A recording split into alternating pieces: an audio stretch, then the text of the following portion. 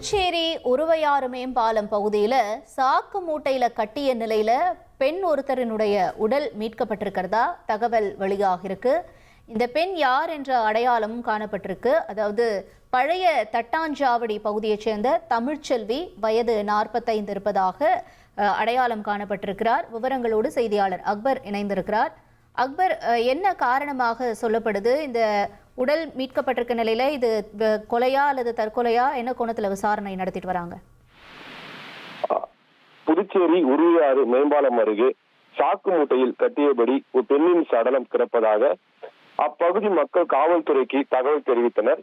இதனையடுத்து புதுச்சேரி வில்லியனூர் தொகுதிக்கு உட்பட்ட வி மணவெளி செந்தாமர் நகரைச் சேர்ந்தவர் தமிழ்ச்செல்வி. இவருக்கு பரத்ராஜ் என்பவருடன் திருமணமான நிலையில் குடும்ப பிரச்சனை காரணமாக கடந்த 2026ஆம் ஆண்டு விவாகரத்து பெற்றார். இவருக்கு தனியார் பள்ளியில் 11ஆம் வகுப்பு படிக்கும் மகன் ஒருவர் உள்ளார். இவர் அவரது கணவர் தரும் விவாகரத்து பராமரிப்பு தொகையை கொண்டு வாழ்ந்து வந்தார். இந்நிலையில் மகனை தினமும் ஒதியம்பட்டில் உள்ள தனியார் பள்ளிக்கு தமிழ்ச்செல்வி அழைத்து சென்று வருவதை வழக்கமாக கொண்டுள்ளார். அதன்படி கடந்த 5ஆம் தேதி அவரது மகனை பள்ளிக்கு அழைத்து சென்று விட்டவர் மாலை மீண்டும் அழைக்க பள்ளிக்கு செல்லவில்லை.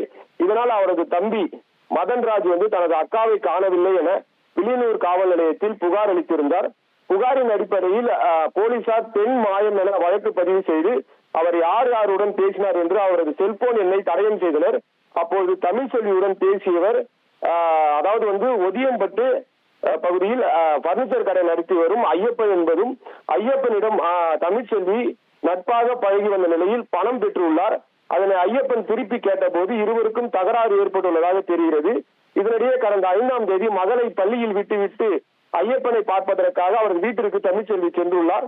அப்போது இருவருக்கும் தகராறு ஏற்பட்டதில் ஐயப்பன் தமிழ்ச்செல்வியின் கழுத்தை நெரித்து கொலை செய்து பாலித்தீன் சாக்குப்பையில் கட்டி விழுப்புரம் நாகப்பட்டினம் 4 வழி சாலை உருவையாற்று ஆட்டு பகுதியில் உள்ள வாய்க்காலில் வீசிவிட்டு சென்றது தெரிய வந்தது.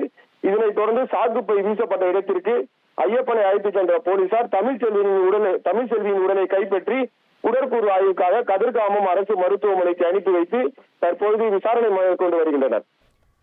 விரிவான தகவல்களுக்கு நன்றி அக்பர் அலி.